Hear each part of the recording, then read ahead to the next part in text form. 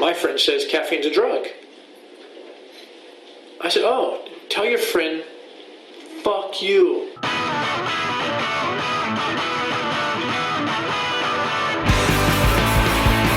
don't want to be your buddy, Rick. Just want a little breakfast.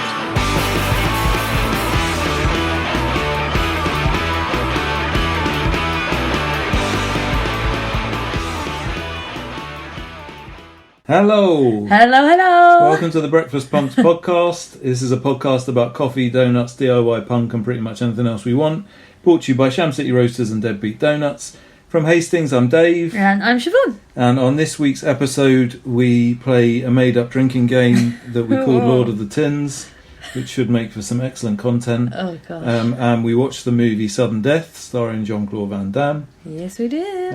Every week on this podcast, we eat a different treat and drink a different coffee. Yeah, so treats-wise, we've just eaten half of our lovely box of cupcakes that we got. They were made by lovely Amanda, who owns Raffo and Ridgeway.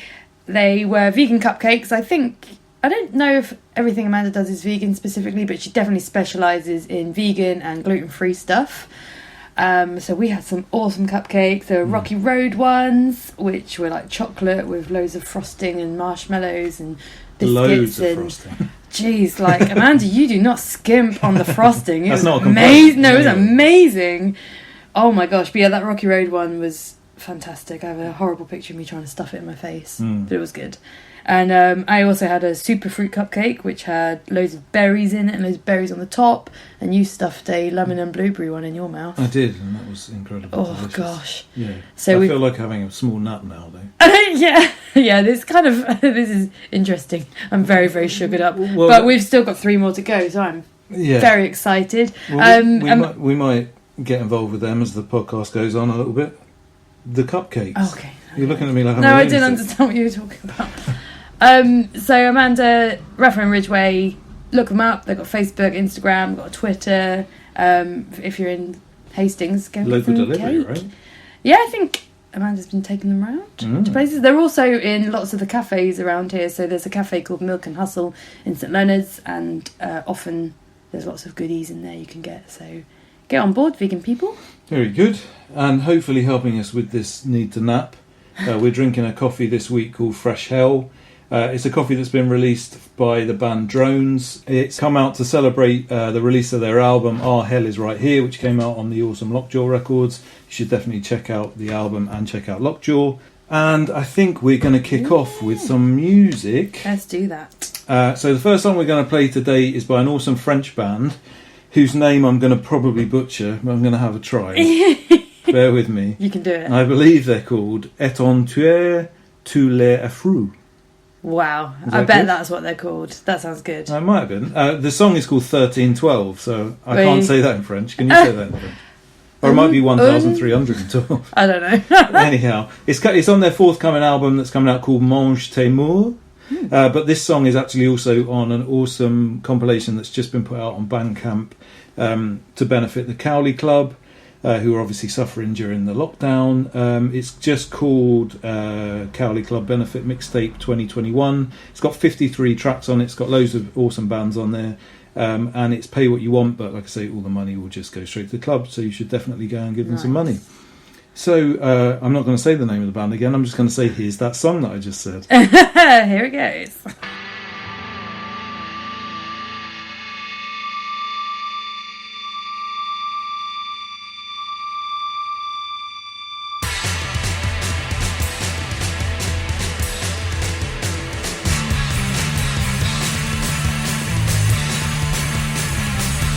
Police!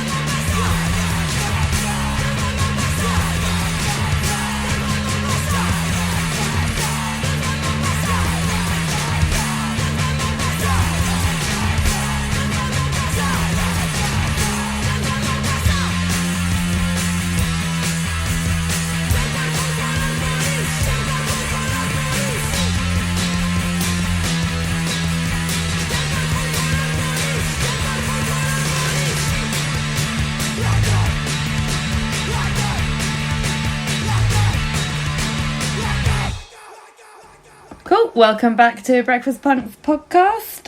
It's now time for the news. Good evening, everyone, and the highlights of the news this Thursday. Breaking news is part of this job. You are fake news. This is what's happening in your world tonight. It's fucking news. So, I shall kick off with a little bit of news, and it's a load of different TNS news, TNS Records. Awesome band Incisions are just about to release their new album called Bliss. They've released a couple of songs and videos off it already. The album itself is going to be released on the 2nd of April, but you can buy it now or pre-order it now. Also, TNS are literally just about to put out a big compilation, which we might have mentioned on this podcast already, called Cheap Cans, Broken Vans and Basement Bar Bands, to celebrate their 100th release.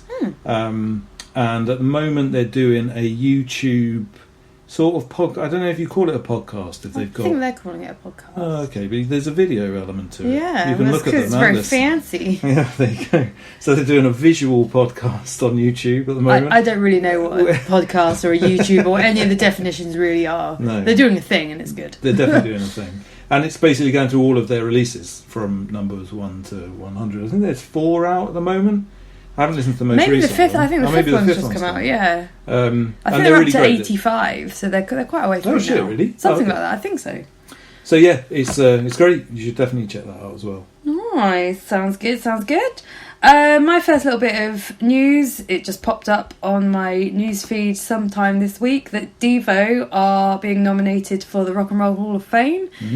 Take what you will from that. I don't know if the Rock and Roll Hall of Fame is even relevant anymore or has ever been relevant. But some good people got nominated this year.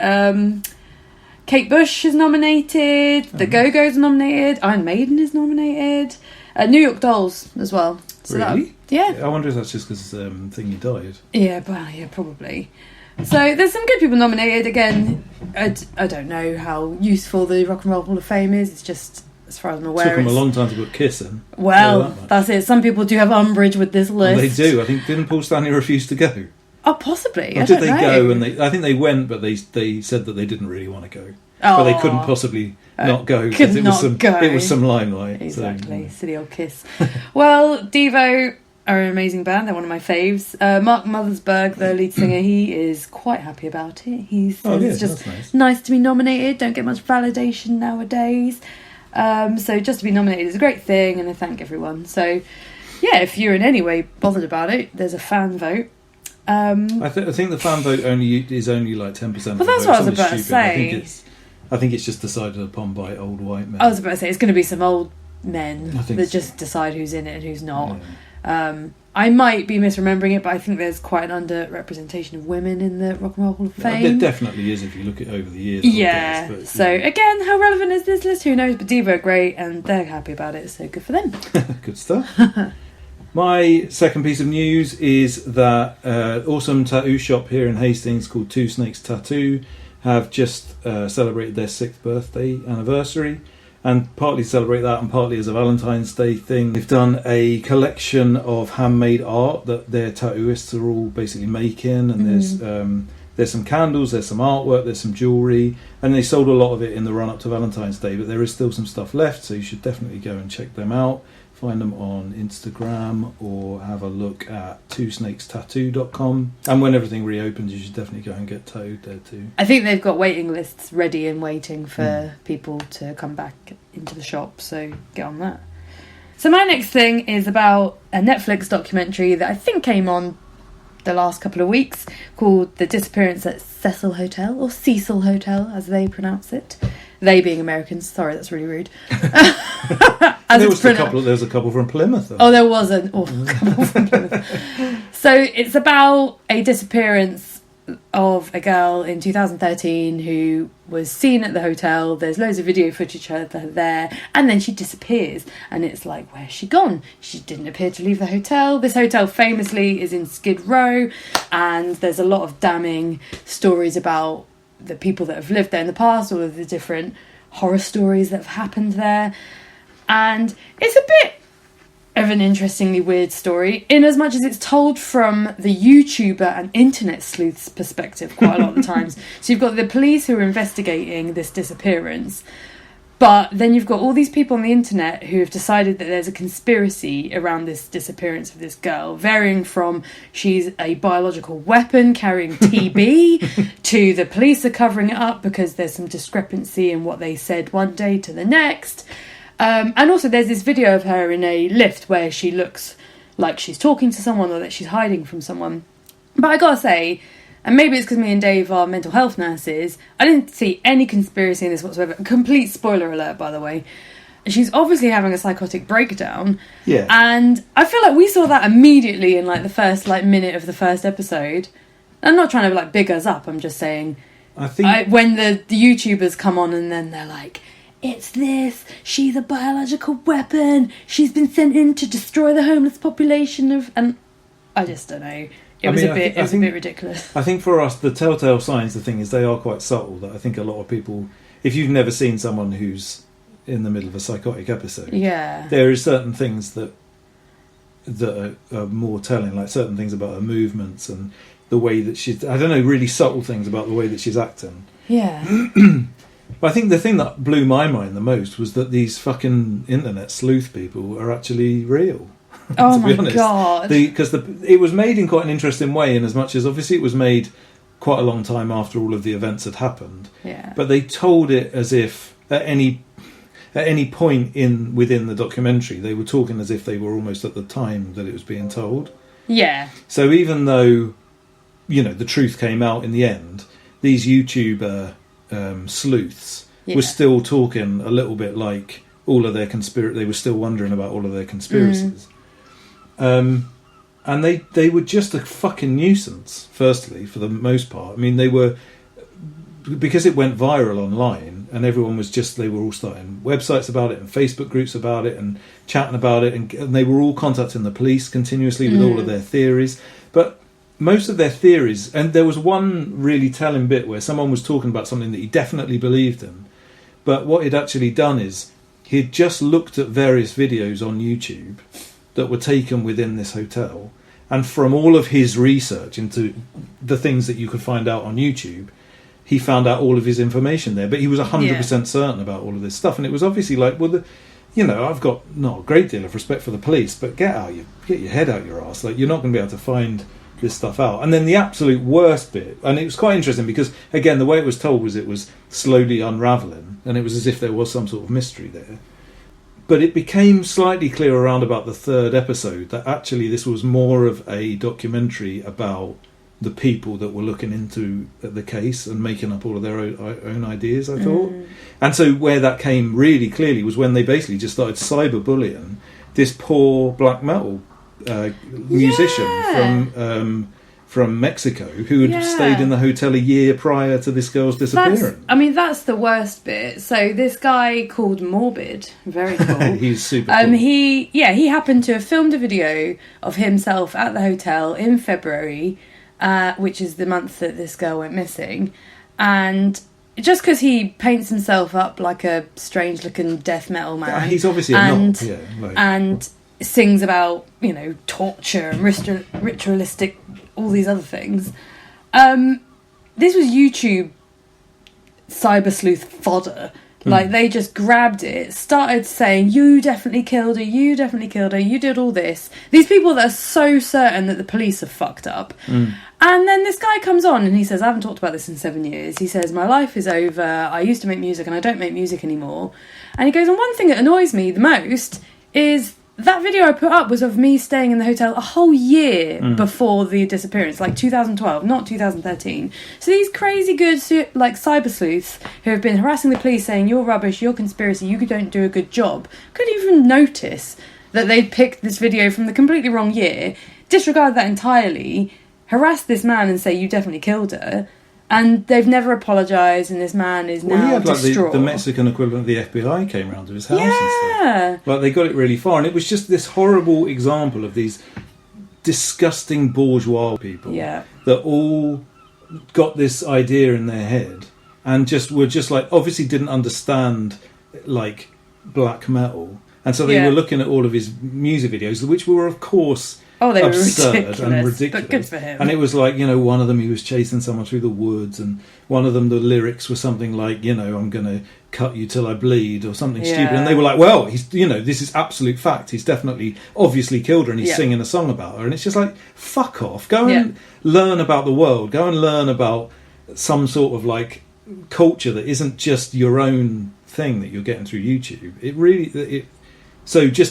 This is the really big spoiler. Obviously, what actually ended up happening was it just turned out this poor girl had a psychotic breakdown and had climbed up on the roof, climbed into a big vat of water, and basically just drowned in there because she couldn't get out again. Yeah. Which is 100% believable if you've ever known or met anybody who's having a psychotic break. But these people, they just had no idea whatsoever, and they just created so much trouble for so many people. But so the point, I think I'm right in saying this, although I suppose you'd need to know, the filmmakers would need to say this or not, but I got the impression very much that was sort of the point of the thing in the end. Yeah, I definitely agree. I think that it was really rounded up. Again, sorry if you haven't watched this, so many spoilers, but it was really rounded up with the police and the autopsy, the coroner, explaining where all the discrepancies that all the YouTubers had decided was a conspiracy theory, and said, the reason there's a time stamp missing off of the video is because we don't want people to know what time she was in there. There's some details that the public don't need to know.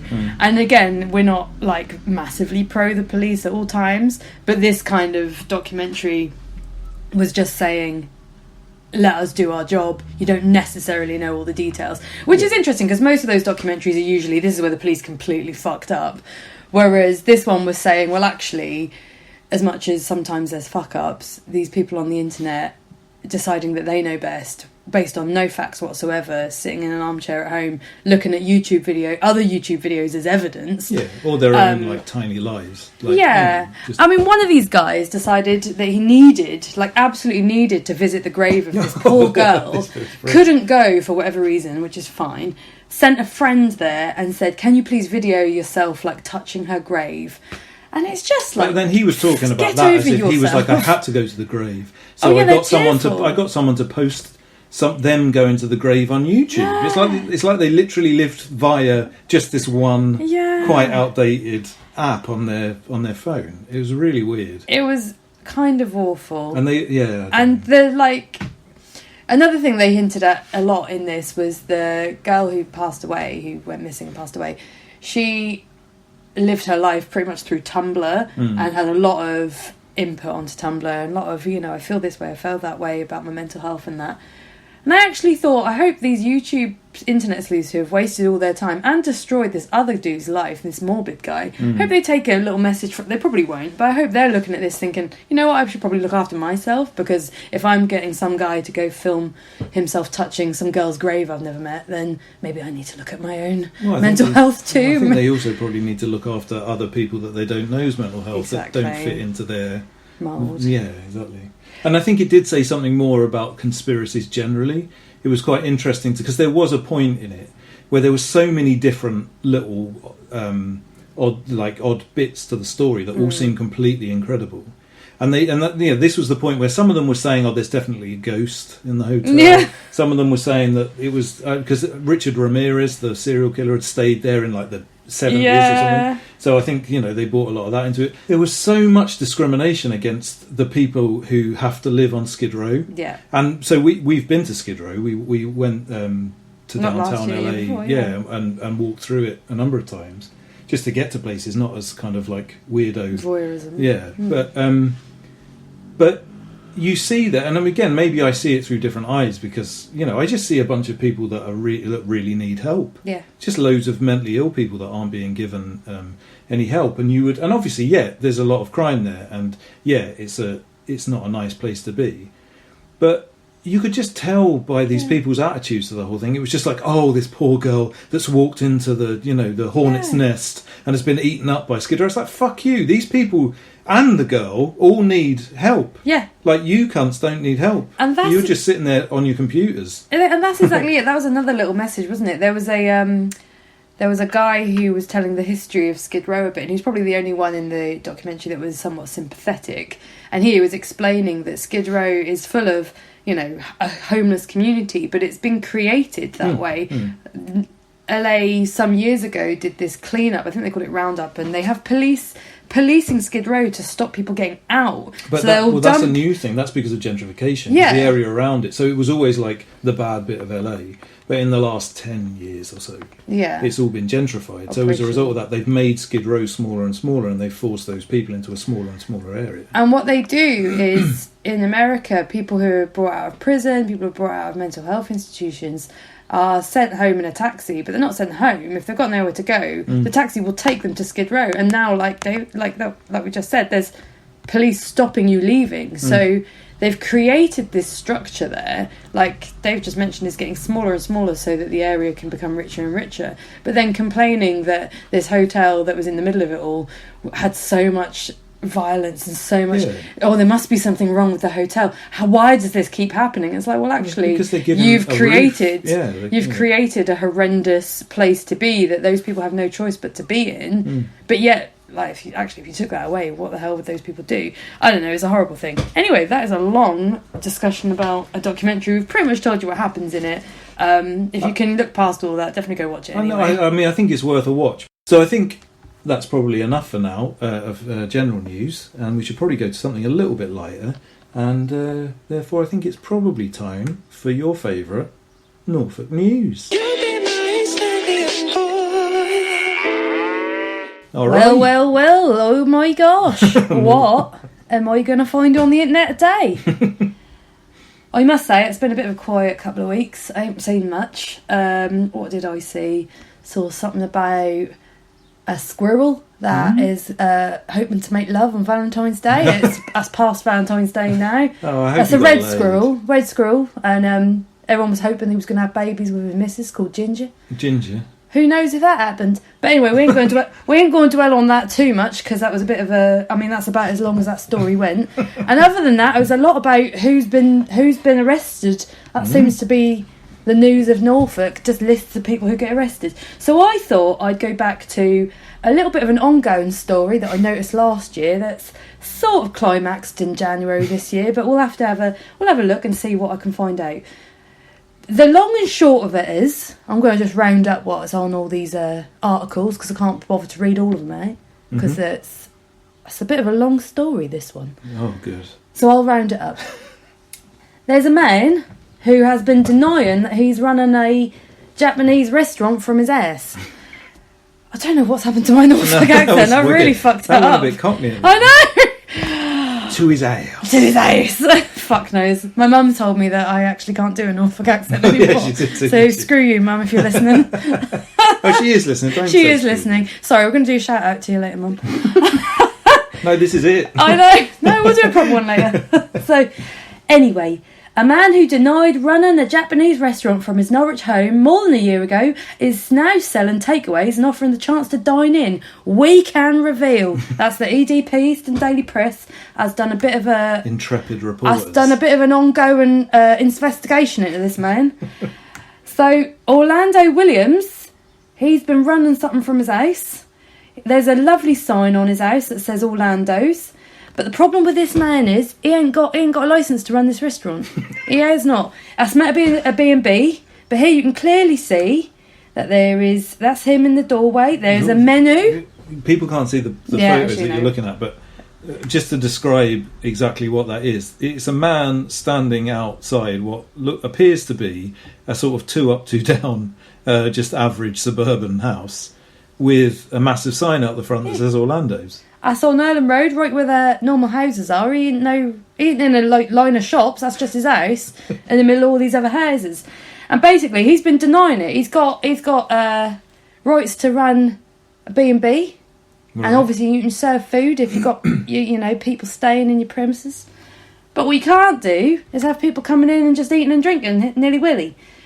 So the council have been told to investigate, and they couldn't find any reason to think that there was a restaurant hanging out there. What about the massive sign on the front? Even though he's got a sign that says that he's got a restaurant there. Does it actually say restaurant on it? So EDP have been in there, and they did a sneaky. They said, can we order some food from you?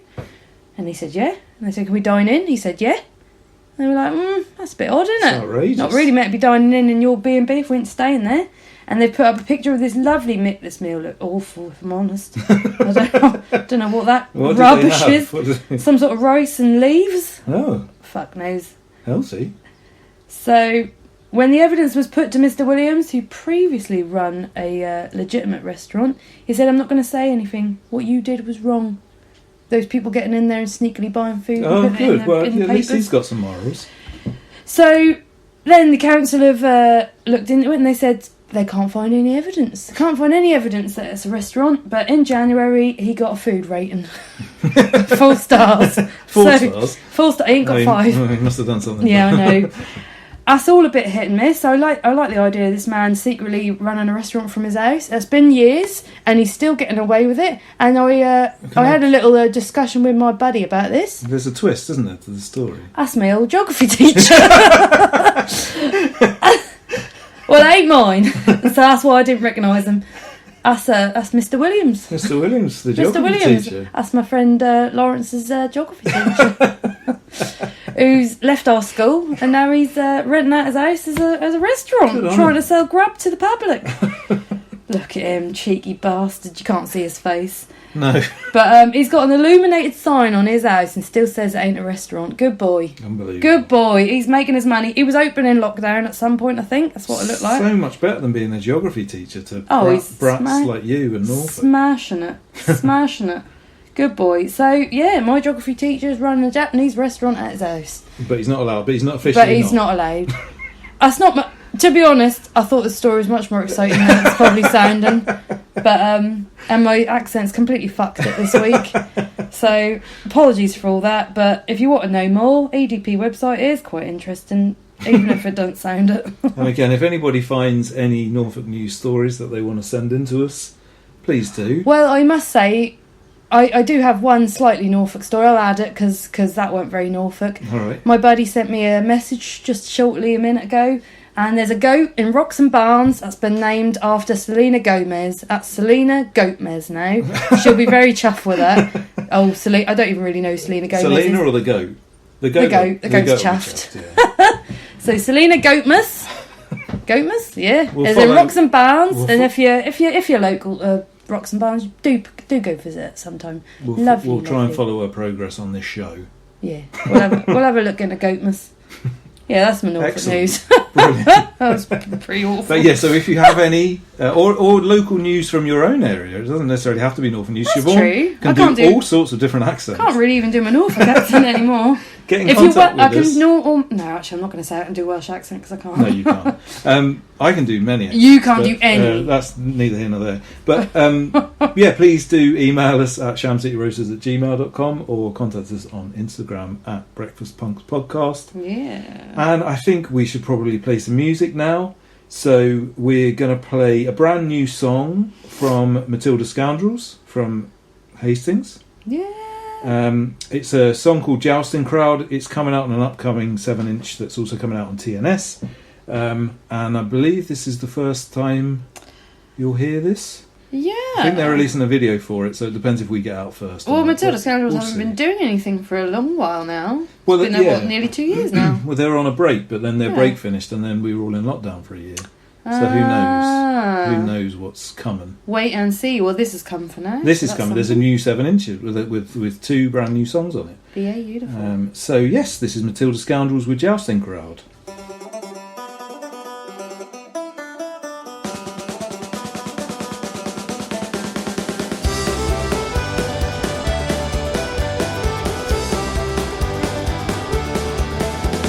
Gone are the days when some will slave they were chained by tyrant king.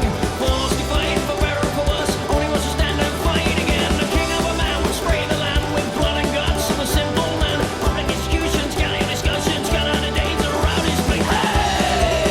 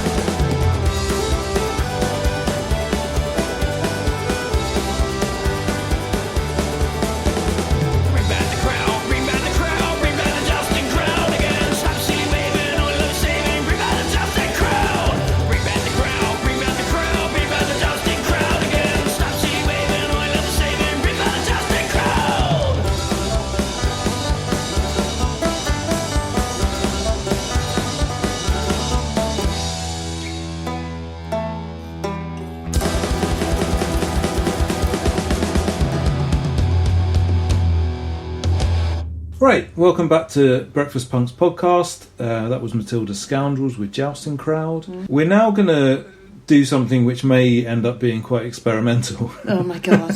I mean, apologies in advance. We were lockdown's hard. Lockdown has been We're hard. struggling for our news stories, and this is the result. So, what we decided to do on this week's episode is get really drunk and watch all of the Lord of the Rings films, one after the other, record ourselves between each film or something. We thought we'd sit down and record a bit of the podcast, and then obviously we'd slowly be getting drunker and drunker, and it would make for something funny happening. The problem is that what we ended up with was an hour and a half's worth of relatively polite nonsense at the beginning, and then just absolute carnage at the end. Yeah. So I'm not really sure how we make this into radio, but we're going to try and see what happens. So the basic gist is, obviously lockdown's boring for everyone, and we thought we would try and do a drinking game, just us, at home, and how we thought we would spice it up or make it, difficult. Or remove all the spice from it. Yeah, maybe no spice whatsoever. No, just try and make it into some kind of challenge. I mean, I don't know why we thought this was a good idea, but we did, was how can we play a drinking game along to a film? We can make it more difficult if it was a trilogy. Let's look at some famous trilogies that we could watch in order and try and play a drinking game throughout it. Also, I think we decided that it needed to be a bit of a challenge. Yes. So it had to be films that we didn't really want to watch. Well, I guess the point of this is basically Dave really never wanted to watch Lord of the Rings. I regret it now, but I did kind of want to rewatch it. I watched it once, long time ago, and so I thought, that'll be alright. And we thought it'd be really good because it is really long, so the challenge is, not only is it really not that fun to watch those films necessarily, it's really long, it's we accidentally ended up watching the extended versions because we don't own them on DVD, so we did have to try and find them on the internet. And annoyingly, all of the original ones on the internet have been replaced with the extended versions. So I was promised 9 hours, and I already thought that was a challenge enough. Yeah. But what I received was About 12 hours. Yeah, just under, I think. But Which is an extraordinarily long time, obviously, especially when, I'm not being funny, nothing really the films are nothing really happens. absolute rubbish. It does, obviously stuff happens, but nothing that couldn't have happened in 3 hours total, let alone 12 hours. Well, maybe we should cover our... So you'd seen all the Lord of the Rings? So years after they came out, I didn't watch them when they first came out. I thought that it sounded awful. So many people were obsessed with it, learning this stupid Elvish language and all this other crap, and I just thought, no, that is definitely not anything I want to... People learning the Elvish language. Someone at it's in our drunk conversation somewhere, but someone at my school did a presentation about it once to us when we were in, year 7 or 8, and it was just painful. But anyway, so many years later, I think Channel 4 put all 3 of them on in a row a few times, and I ended up catching a bit of the last one from the point at which it seemed relatively interesting. Obviously, I had no idea what was going on, but I thought, actually, that wasn't as bad as I thought it was going to be. Maybe I should watch all 3 when they roll round. I think I did. And I thought I remembered thinking they were okay. So when we talked about doing this, thought, that sounds alright. I would happily watch those films again. Whereas Dave, so anti it. Well, I went to see the first one at the cinema, and it was at a really shit old cinema, and it was totally packed, and the only chairs that were there were in the front row. So... It was one of those really shit cinemas where you're literally about 2 foot away from the screen, and it's quite a big screen. So much happens, or maybe probably in comparison to films that are made in this year, maybe this isn't the case, but definitely in comparison to most films I'd ever watched in 2001 or whatever, there was a lot of CGI bullshit and things moving around a lot, and it just gave me a terrible headache, and it was 2.5 hours long. I hate sword and sorcery films and things generally. Really, I can't think of a single.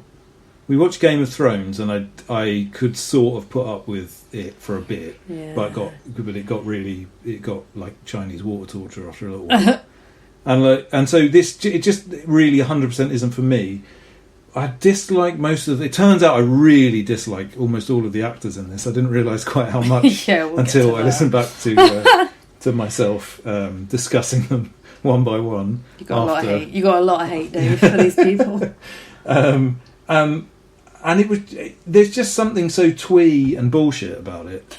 I find it hard to put into words exactly what it is that I really don't like I think about it. it's But the second panpipe started, I could see your heckles. which is within 4 seconds of the fucking Yeah. thing starting. And I don't know, because you said that you thought that some of this was added for the extended version, but the first hour of this version of the film that It's we watched painful. was all in this fucking hobbit village. And Yeah. everything is so twee, and everything's so overly emotive, and just crap. Just utter crap. And so, I mean, that it doesn't, an hour of that at the beginning, when you're looking forward to 12 hours worth of thing, and add on to that you're drinking. Mm. And I think as also with the drinking game that we played, which we should probably say the rules of, Yeah, I'm going to. most of these things happen loads in the first half an hour or so. So we were pretty much half cut by about an hour in, probably. So here are our rules. You had to drink every time there was a close-up of the ring, Which is a lot. every time someone smokes a pipe, Which is a lot. or smokes in general, when a hobbit eats, That happens a lot at the start. when an elf plays music. That never happened once. I don't remember that ever I don't know happening. what the fuck that's in there for. Yeah. Unless, I mean, it might have happened. We probably missed the it. drinking game definitely went out the window about halfway through. Every time he, being Gollum, says "my precious." Which doesn't happen as much as I thought. Yeah, it doesn't. Every time someone takes out a sword, and we changed that also to get a weapon out. We must have been. I don't remember doing I that. don't know. And then they were the only rules we had for a bit, and we thought that'll do us. And it completely fucked us up for the first half hour because all those things happen all the time. And I think we drank all our beers within about an hour. But by the second film, we were struggling with these rules, so we added 3 more, which is every time you see the eye in the sky, Eye of Sauron. Who knows? I've put Frodo's sex face. Oh, you said that one of the drinking games said that whenever he pulled a certain face, and you couldn't describe what it was, I think. Well, someone And then someone in their made-up rules had described it as No. like some kind of sexual pleasure face, which is basically every time he's being taken over by the evil forces or by the desire to get near the ring.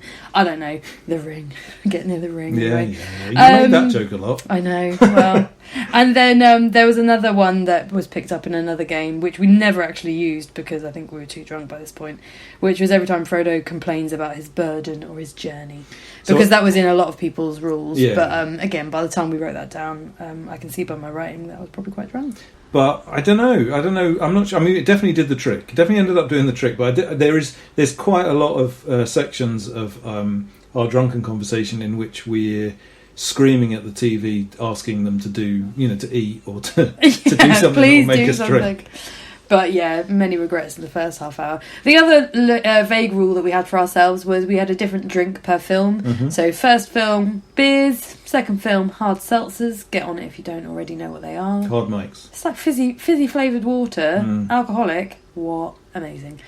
And then the third film was tequila. With a little hat. With a little hat. And yeah, I was kind of dreading the third film by the time we started this. It turned out you didn't have to because you slept through. Yeah, I most of pretty it. much didn't make it to there. We'll get there in a little while. So, And I suppose in simple terms, it pretty much worked exactly as you would expect it to work. The first film, the recordings that we took are sort of, we're tipsy, but they're kind of sensible and kind of about the film. And then by the second film, we start to really go into some quite deep philosophical discussions about how to make people read books instead of watching films. it's just all awful, really.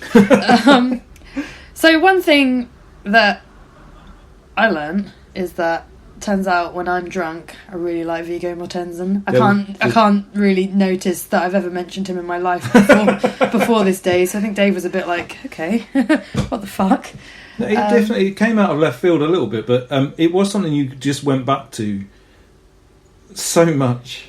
It was incredible, really. It would be like we'd try and have a conversation about anything else. But I mean, in fairness, I wasn't much better because I kept bringing up how much I hated the boy from the Goonies, and You hate him so much, and I thought when we picked this, I was like, this is going to be the redeeming feature. Dave likes the Goonies. I do like the Goonies. He likes that guy from the Goonies, Sean Astin. He liked it when he was in Stranger Things. I don't know what else he's in, to be honest.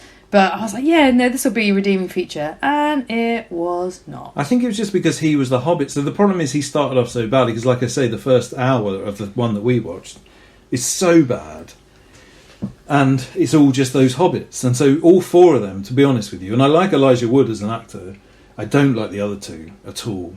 I've never seen him in anything else, but I just thought all four of them were I mean, I suppose they're the ones you're supposed to be emotionally tied up with, I guess, but I fucking hated them. You hated them from the beginning. So much. I mean, there's many examples of your hate. There is. But yeah, so that was so you obsessed over Viggo Mortensen a lot, and there's a great deal of our conversation was based around a Glassjaw video. I don't know if you want to give a little bit of explanation as to. I don't know how much I explained it when I was drunk, and how much I'm going to need to explain now. So you didn't explain it well. I'll explain it better now, and maybe drunk me will back it up with whatever she said. But basically, at some point, I try and describe to Dave why I like Viggo Mortensen, other than his absolute amazingness, which apparently I lusted after when I was very drunk. But we talk about the back of his ball bag a lot. Yeah, but that's got nothing to do with what we actually think. God knows where that actually came from. It's not specifically his ball bag. I don't know why we talk about ball bags. No, I think it started off about the back. No, it was not ball bags, the back of his ball bag. But it didn't start out as his. God knows who that started out as. I landed some facts on Dave during our viewing of these films, and I was like, Dave, Viggo Mortensen's really cool. He was in a Glassjaw video. Not that Glassjaw are very cool, may I just add. And Dave was like, yeah, really? And I was like, yeah, and he was in Cosmopolitan Blood Loss. That's why I really like him. He must have done it around the same time as this film. It's crazy, isn't it? How did they get him in that music video? And I've always believed that he was in that music video, and it's been one of my yeah, that's really cool. I really like Viggo Mortensen, and he's really hot in that video as well. And whilst drunk, thought I'd just Google, because Dave couldn't believe it. Well, you Googled it to prove me wrong. I don't think I'd even said that. No, I didn't you did. Believe you. You said he would have been filming this film. So how did he film this film and then get in a Glassjaw video? That's really, they must have paid some money to get the main guy from Lord of the Rings in the music video. And I was like, yeah, that is weird, isn't it?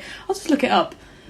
Yeah, and it turns out my entire life is a lie, and it's some other guy called Vincent Gallo. It's not just some other guy, it's a much better actor from much better things. So it's Vincent Gallo who's in the music video for Cosmopolitan Blood Loss, and not Viggo Mortensen, but it doesn't stop my love for him. In fact, I think it just continued. It got deeper and deeper as we went on. It's very strange. I don't know a thing about Viggo Mortensen. I just think I really liked him on that night. He's actually a really good actor. A lot of the films he's done as an older person, more recently. Yeah. He did a couple of David Cronenberg, or at least one David Cronenberg film. He's in A History of Violence, isn't he? And isn't he in Russian? The one about the Russian mobster guy. I don't know, but he's in The Road. We watched The Road. I've never watched The Road. We had this conversation not whilst The Road. we were drunk. What did we watch? No, not On the Road. On the Road. On the Road, not The Road. Yeah, he's in On the Road, and he's good in that. But Viggo Mortensen. Dave has a problem with Liv Tyler's face, and also the man from The Matrix's face. I can't remember his name. Yeah, no, I don't know what his name is either. Just we don't refer to him by name. We just keep calling him the man from The Matrix, I think. But yeah, I don't know why. I just decided that she looked like a pudding, and he looked like a biscuit. God.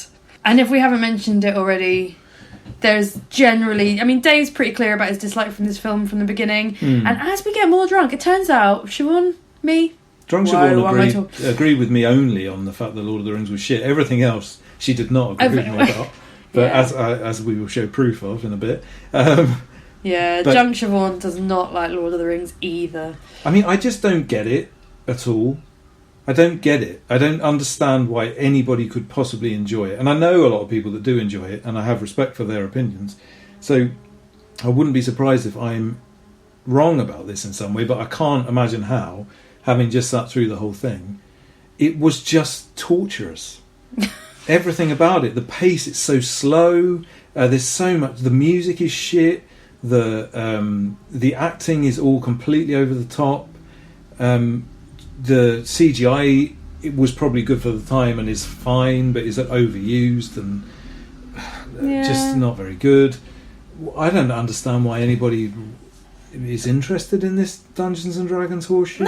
I mean, we play Magic the Gathering, and That's so I far suppose, worse. but I don't really Nerdery. enjoy. It's totally worse nerdery, but I don't necessarily enjoy looking at the orcs. I just like playing the game. The game's fun, I suppose. But I can't. But that's the only bit of. I can't think of anything else that I like. Beastmaster 2, but then he comes into modern day Los Angeles and starts smashing up all the shops. Well, I think I can see why people like it to some level, and I mean, I didn't think I was going to dislike it, but again, it turns out I really didn't like it about 3 drinks in anyway. So who knows? And we did end up with the extended versions. That first film Yeah, it ends didn't up help. being 4 hours long, and I swear to God, nothing happens. Equally, it's hard to know whether anything did happen or not because we were very drunk. Well, yeah, I don't think we can fully judge. I mean, we definitely weren't enjoying it at the time. We can't probably fully judge anything past the first film because I think we were battered really by then. So no, we didn't enjoy the film a great deal. I did enjoy the drinking game element. But the drink game was fun. It was harder than I thought it was going to be. We were pretty much half cut from the first film. The second film, we were really getting into some deep philosophical points. Some about the back of people's ball bags. Something about biscuits. Something about biscuits. Lots of different things. We did have a long discussion about biscuits. And then, round about the start of the third film, we were absolutely twatted. And so I think so probably important to say, Siobhan got the hiccups. They didn't go away, and then the hiccups it fucked me up. The hiccups It played fucked me up. a much bigger role Sabotage. in the drinking game than they probably should have. Yeah. And so I think we're just I going to think it leave took me you. out. We're going to leave you with a medley of drunken bullshit, and then we'll be back. We'll be back with you in a minute. Which old fellow? He fell off the. Oh, the wizard. Well, the wizard Gandalf. who's famously in Lord of the Rings, so... Well, this is Lord of the Rings. That Goonie is a fucking prick. His drinking pouch looks like a lovely bollock. Bollock pouch. Sorry, he's got cheese wrapped in a leaf. If he eats it, we're going to have to drink, so just bear with Christ, it. I need these hiccups to fuck off. Just drink it upside down and they'll go away. How long do you think it took the Goonie, clearly an American, to learn how to say taters? Vigo is not a person's name. I think it's his name, so it is. No, bullshit. Well, He's probably called Bruce Johnson, with a real normal job and a normal house and a lounge. he probably does have a mortgage. He definitely gets an electricity bill that he has to deal with every now and again. Rich people have electricity bills. That Yeah, fills I mean, me with such joy. You can probably employ But they probably someone. never deal with it. Someone deals with it. Well, depends, doesn't it? Would you? He's only got to set up a direct debit. Just speak to EDF, Vigo Mertens. No, that's a nightmare. Actually, I'd employ someone to do that. But Liv Tyler's face looks like a pudding. I didn't have any sexual reason to watch this film when I was a teenager. No, I'll tell you what. Oh, I Vigo, wasn't a teenager when it came out. My sorry. Vigo Mortensen was in the Glassjaw video. That's the only reason I know who What? he is. Yeah. And that man from The Matrix face is... He's bad. He looks like a little biscuit too. The internet probably had, as a fact, that Vigo Mortensen was in that video. No, Vigo Mortensen's in this. Yeah, but that's not Vincent Gallo. Oh, shit, yeah. So it turns out, This as a teenager, I've lusted after Vincent Gallo and never figured it out until now. Can I just say I lusted after 12 hours of my life not going to watching the fucking Lord of the Rings trilogy. All that's happened in this film is I've learned about Vigo Mortensen. I think I saw Gollum's penis. What was the other? I saw someone's ball bag earlier, I think. I think I did see someone's ball bag earlier. What was the one that had the hangy down thing? They went under the camera went from behind and you saw some hangy down thing.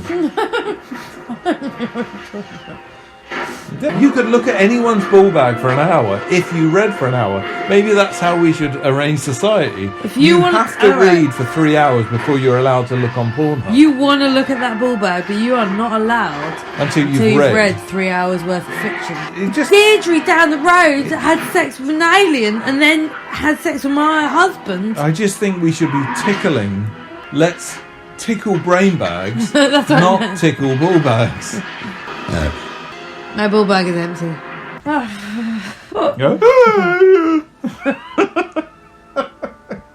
Tell me how you feel about this. Regan Wattenson! No, he's not in it. Oh, Vincent Gallo!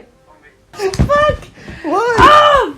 You! I'm just Pete! trying to help. No, you're not helping at all. Well, have you got hiccups? Oh, you do have hiccups. I've got them worse than ever. I thought it was going to work. I thought it was. Oh, Jesus. You stop playing the drinking game. You've missed 2 rings. one precious. Finish. No, you can fit. I'm just telling you what you missed. For fuck's sake. Look at all of these elves. They're all drinking without getting hiccups. Just, I need silence. You don't need so much silence will You not help. just shut the fuck up. It's all gone downhill. Look at Vincent Gallo.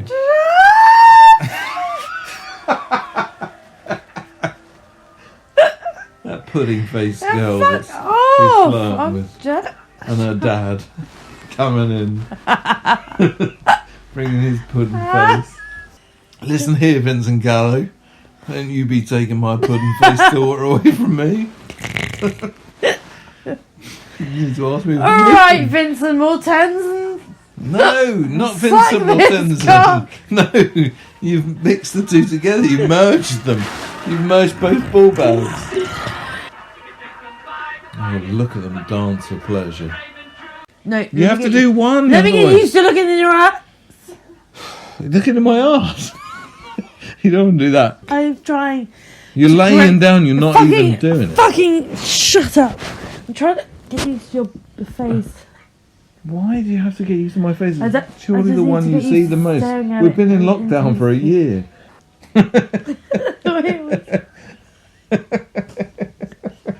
All right, you're a use. No, You're I'm a gonna lost do it. cause.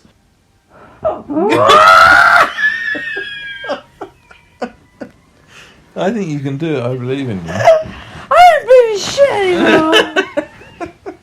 You are ruining every good How am I grip ruining it have. by talking about the film?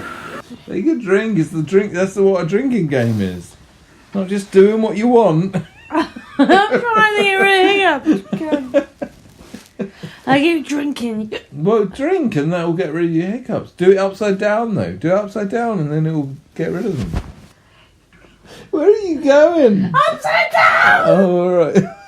See you in the upside down. I see you in the upside down. That's the right way up, but you've just made a fucking meal of it.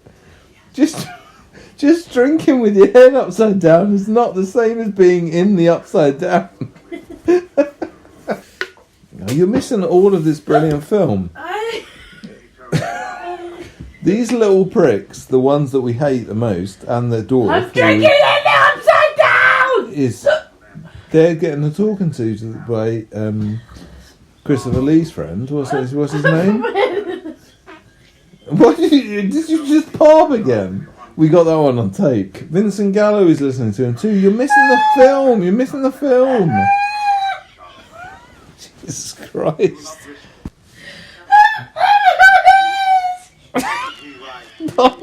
Pardon?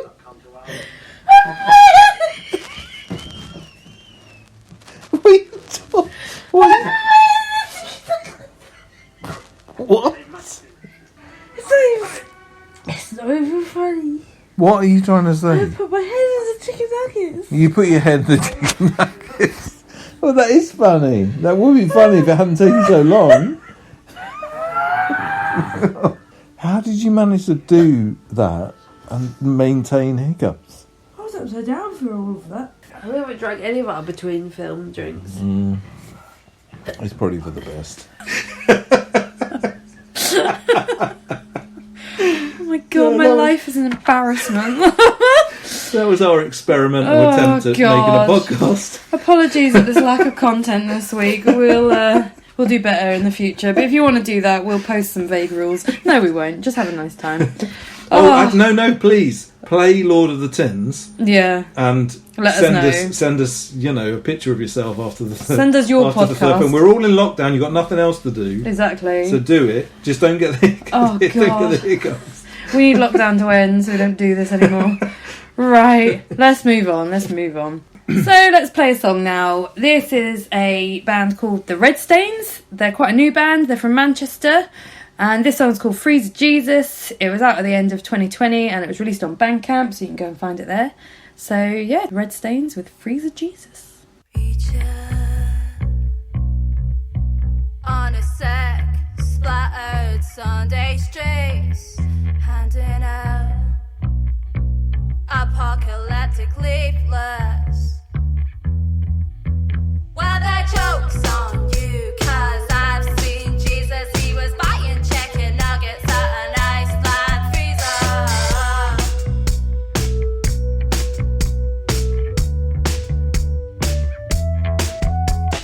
Shout all you want, I've already heard it. You'll never convert that, never convert it. Sinner, saint, lady of sorrows, don't need your religion. I've got better things to follow.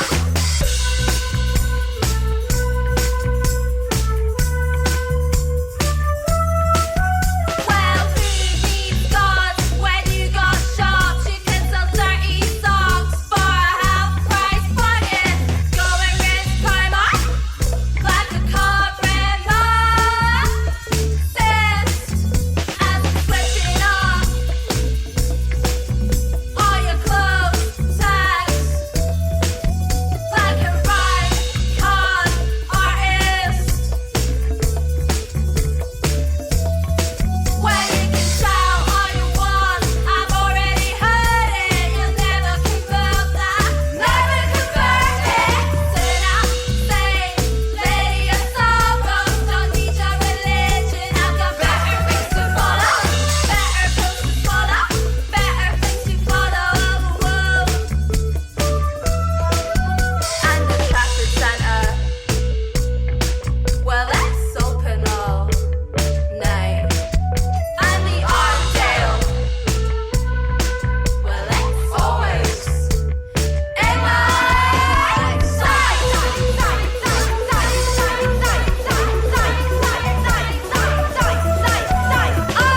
Fridays and Blue Mondays, heaven and hell, what's the difference anyway? Your sworn allegiances to your corporate chains, eating free beds just get yourself a raise. And I'm lost in the ale of holy supermarket, and my highlight of the week is a trip.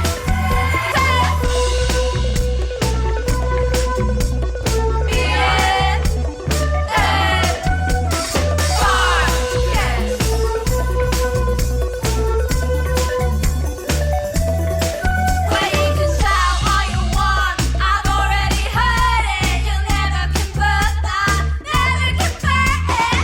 Sinner, saint, lady of sorrows, don't need your religion. I've got better things to follow, better pills to swallow, better things to follow. And I'm fired up your ideologies. With my family, set up spam. You're organized religion based on when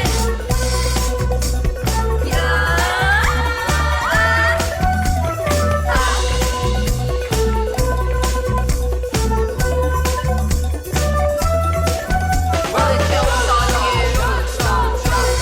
you, 'cause I've seen Jesus buying chicken nuggets out an Iceland freezer. Cool, welcome back to Breakfast Balance podcast. Thanks for listening so far.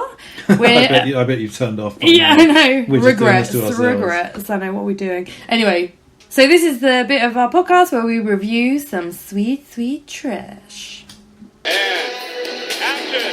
Pictures up, Rolling! rolling. It's the trash. It's the sweet, sweet trash. To avoid fainting, keep repeating. I love what I see. Leave the auditorium. It's only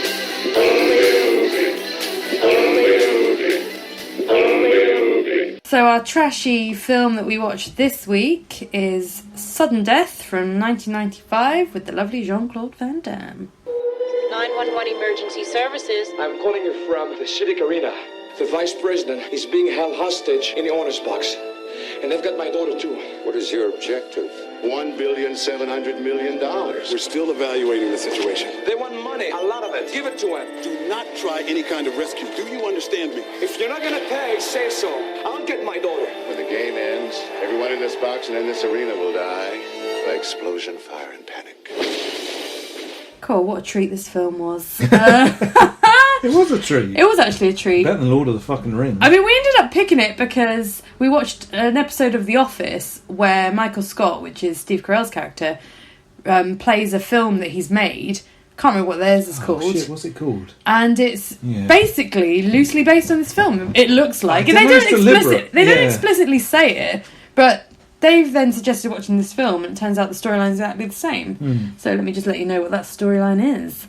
Darren McCord, who's played by Jean-Claude Van Damme, takes his two kids to a Pittsburgh Penguins National Hockey League playoff game, unknowing that the sports arena has been taken over by terrorists who are holding the Vice President of the United States, as well as many other high-ranking officials, hostage. Darren later becomes the only one who is aware of the situation. What shock. Jean-Claude's the only one who knows. But he's a fireman, of course he's going to know what's he's an ex-fireman. There's a whole storyline there. And the stakes are raised when the terrorists announce that they will blow up the building at the end of the game. Therefore, Darren must not only subdue the terrorists, but postpone the game and send it to overtime, or sudden death. They didn't say that bit, but I added that. No, that's really good. Because that's why it's called sudden death. It's interesting that it actually says that in the synopsis, because the whole thing where it goes to sudden death, which I suppose maybe you're supposed to presume because the film is called that. Yeah, that's the bit of shock at the end, isn't it? Yeah, I don't really know ice hockey, so I didn't know there was such a thing as sudden overtime. So what happens is the team scores a point at the very end, like in the last 9 seconds. And sends it to like 3-3. Yeah, and so as a result they go to sudden death, which means, and the terrorists have basically said, obviously, that they're going to kill everyone if by the end of the game. And so it gives him more time, but that's never really made that clear, actually. It just happens, you know? Yeah, anyway, there's a lot in this film things that isn't very clear. Yeah, a lot of things don't make sense. I remember one thing that happens is, so there's the terrorists that have taken all these hostages, and they announce that they're going to kill a hostage at the end of each quarter if the money they've requested isn't put into their account. And so they're checking their accounts, and they really do just kill some people. I remember being a bit like, oh shit, they are really murdering these people. Well, they're not really murdering, it's a film. Fuck off. But yeah, the bad guy, the main bad guy, is Powers Booth, who's in loads of films. And I think as an older man, he's in lots of. I feel like he might have been in one of the more recent Quentin Tarantino films, maybe. I don't know. He's definitely, or maybe one of those Coen brothers cowboy films. But he's really cool. He's got a really sort of good presence, and he's quite a good evil person. Strong name. Yeah. Really strong name. Well, I didn't know who he was I don't know otherwise. If it's real or not. But yeah, this film's directed by a guy called Peter Hyams, who's done quite a lot of other films, but most importantly, he did another Jean-Claude film called Time Cop, which is that was fucking brilliant. To watch. Yeah, we need to watch Time Cop at some point. So I've got a bit of a history with Jean-Claude Van Damme. You've got some beef with Jean-Claude. No beef.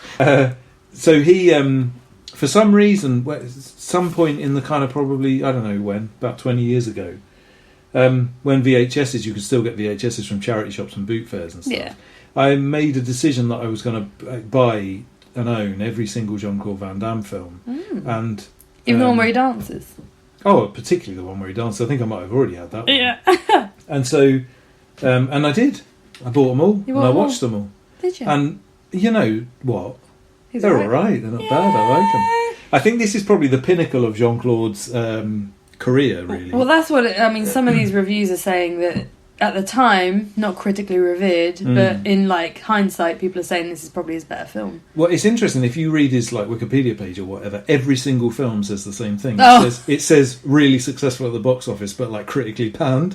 Like every single one, and I'm not really surprised. But well, that's the sign of a good schlocky action man, right? Oh, totally. And he is the best. And he's my. I was about to say, I don't care for like Sylvester Stallone. I don't care for Actually, I love Arnold Schwarzenegger, Yeah. so forget that. I feel like Arnold's But- on a much bigger. Both of them are bigger than. Like Van Damme was a rung down from those two. I think. Yeah, Well, maybe not but at this he's- point though. At this point, he was probably on the cusp of being the next big He's star. a bit I wonderful, guess. isn't he?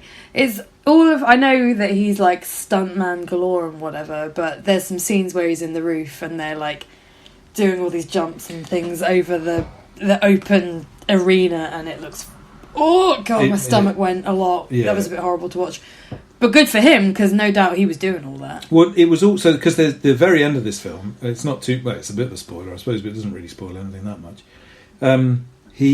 The helicopter comes through. So the arena of the ice skating rink has got a massive oval dome on it, and so Jean-Claude goes up to the top and starts fucking around up there and opening it up, and he's having fights with people, and they're all hanging over the edge, and it is so high. The camera work, I don't know if it's good or it's just what they were doing was insanely dangerous, but it is horrible. It's almost I'm not that frightened of heights, but it just totally made all my legs go wobbly. Got and the weird. willies.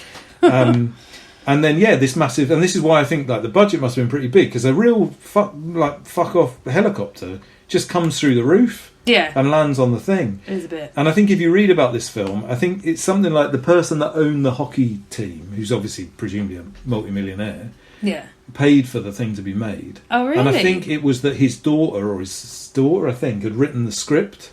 So she wrote a script. His daughter had written this script about somebody having a terrorism in having good terrorism. in a hockey stadium. Yeah. And this guy obviously was really rich and just gave them the money to make it. So fuck it, I make think. my daughter's film. Yeah, exactly. And so Oh, I'm that's glad they nice. did. But I will say the story isn't. It's not a well-told film. It doesn't need to be, because it's just like totally obviously a brainless action movie. There's definitely some strange choices. Like right near the beginning, you've got Jean-Claude. He's at the place because he's an ex-fireman who has a history where he wasn't able to save some girl from a fire, and you see that kind of right near the beginning, and you think that that's going to go somewhere. I Doesn't, swear to God, that's never mentioned again. So he's got this like history where he's this fireman who, you know, has this past and he's probably going to have some shortcomings in the future because of this. They don't really mention that too often, other than his kids think less of him. his son's kind of a brat, isn't he? Yeah, the son's like the girl. His daughter calls her dad a fireman a lot, and he's like, "No, he's not a fireman anymore." And that's pretty much as that backstory ever gets mentioned.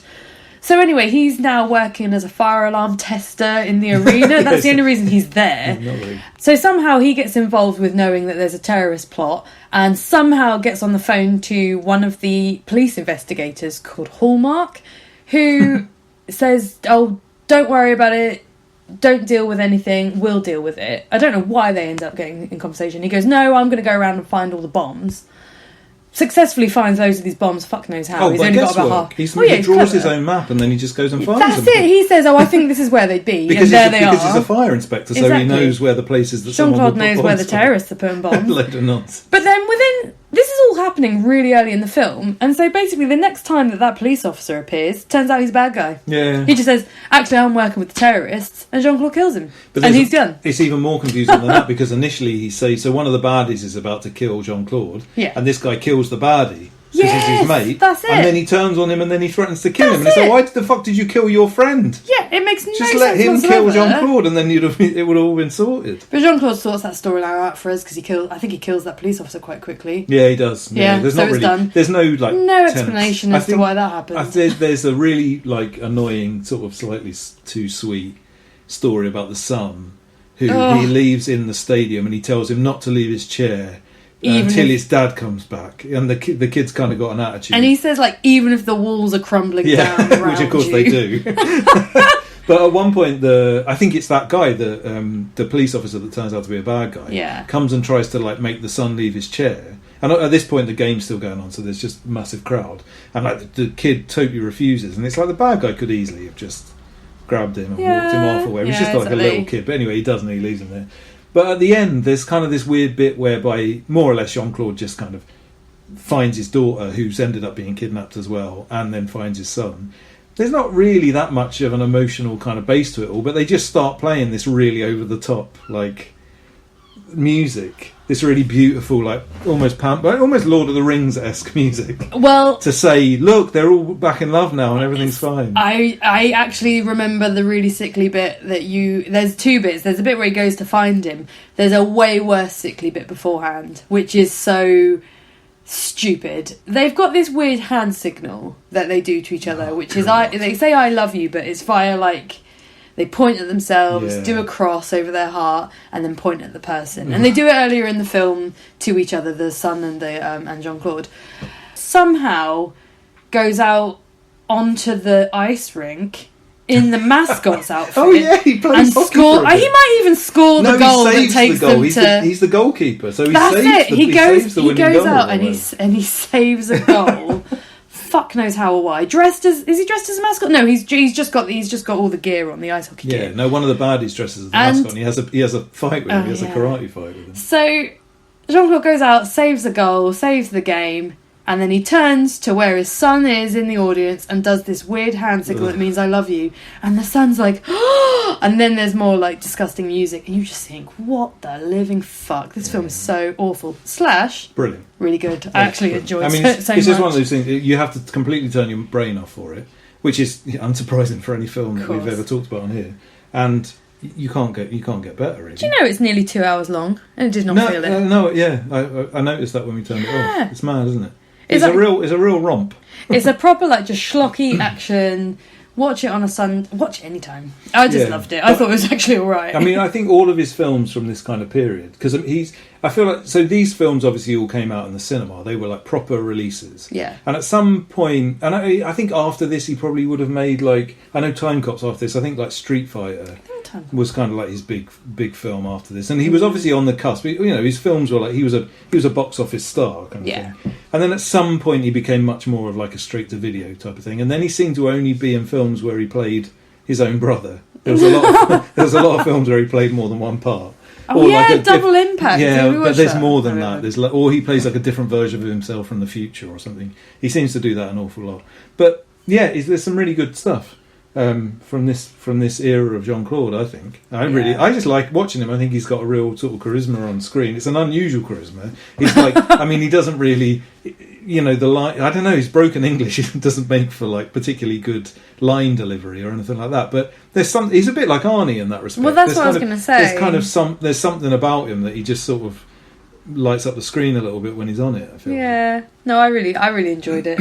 There's absolutely no good lines to report. The script is not good. No. But I have got a couple of facts that I found out about Jean-Claude that have nothing to do with this film, but I just thought were quite interesting. Good stuff.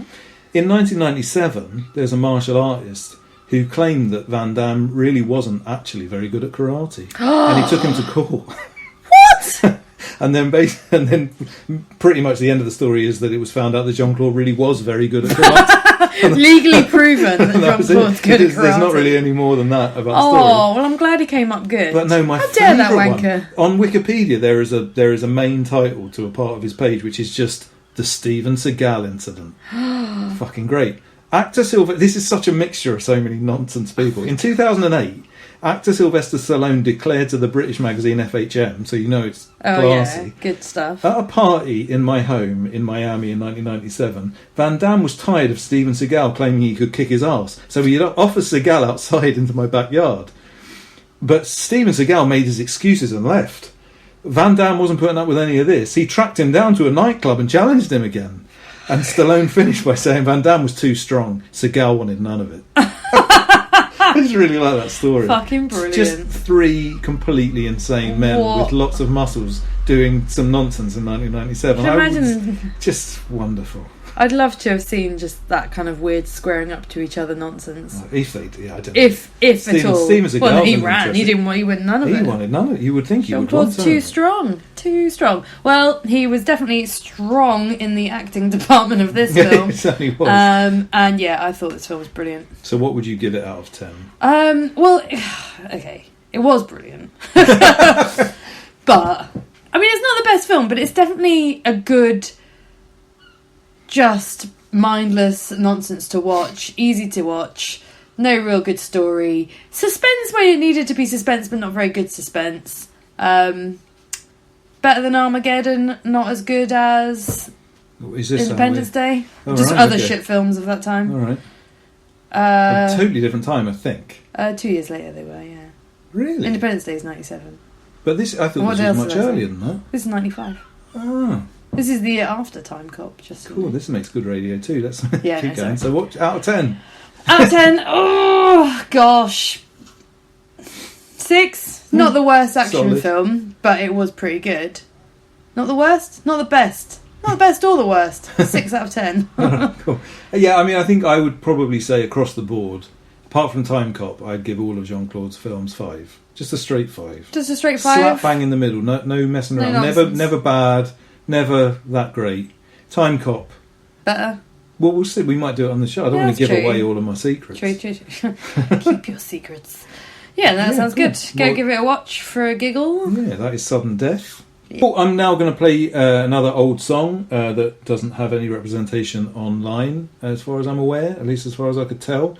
This one I'm going back to, I think, 1996. Definitely pre-97, but the record doesn't actually have a date in it. Oh, it does, 1996. Hey. That was so much easier than I thought. Yeah. This is a band called Said I Was. They're from, is it Umeå? The place in Sweden that all the hardcore bands come from? Gosh, I don't know. Umeå or Umeå? I should know that, really. Umeå. I listen to a lot of music from there. It's on Desperate Fight Records, which is a record label that the guy from Refused ran from during the 90s up until probably when Refused broke up, I suppose. Really good band. There's only 2 releases, I think, by them. I can find absolutely no information about them online whatsoever. I don't know if... I think all of these people were in other bands as well, like old sort of 90s straight edge bands. But the first sort of mini CD that they released, which is just self-titled, is this. This song is from that. But they did release another album the year after, which is much more... It's got a bit of Fugazi on it, and it's almost sort of like poppy. It's really weird, but the first record is like just total straight edge hardcore. And this song is called Punk Rock Revolution. It used to be one of my absolute favourite songs when I was a wee nipper. Aw. And Little here guy. it is.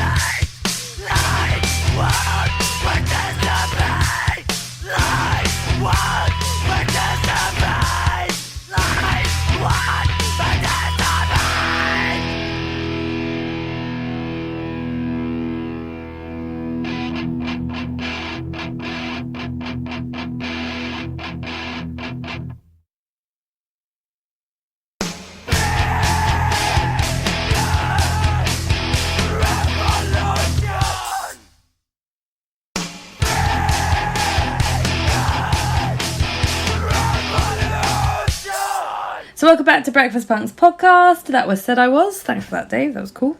So we're going to make our goodbyes now. Our apologies as always for Yeah. our podcast. But no, thank you for listening. Yeah, thank you. If you are still listening. If you made it through that whole Lord of the Tins business, Oh, Christ. I take my hat off to you. Yeah, what a load of nonsense. Shout outs, hilariously. I do have one shout out to make. Hi, Mum! Hi. My mum wanted a shout out, so here we are. Apologies for any swear words. I don't think there was many. Oh, there's I loads. don't know, There's in the loads drunk from bit. there's loads. In the Oh, drunk bit. so yeah, again, if anyone's got anything they want us to say, look into, talk about, talk less about, anything, any feedback, just let us know. shamcityroasters@gmail.com is the best way to send that, or Instagram messages. Breakfast Punks Podcast is our Instagram tag. Indeed. So we're going to leave with one last song. We are. This song is by a band called Pisser, who have members of all sorts of different bands that I'm not going to try and list, but you probably know most of them. It's from an LP which is about to come out called Carved Up for Yucks, which is basically a remix album of some of their other stuff. It's got some real crazy stuff on there. It's one of the... a lot of labels are putting this out, but one of them is Toxic What's It. We're going to have a bunch of copies of this available, so you should grab one. Yeah, it's on pre-order now. It's on pre-order at the moment, and available via toxicwhatsit.co.uk. We're going to play a song called A Wretched Dub, and then we are going to bid you adieu. So thank you so much for listening. Hey, thank you guys. Till next time. See you in 2 weeks' time. Whoop, whoop. Bye. Bye.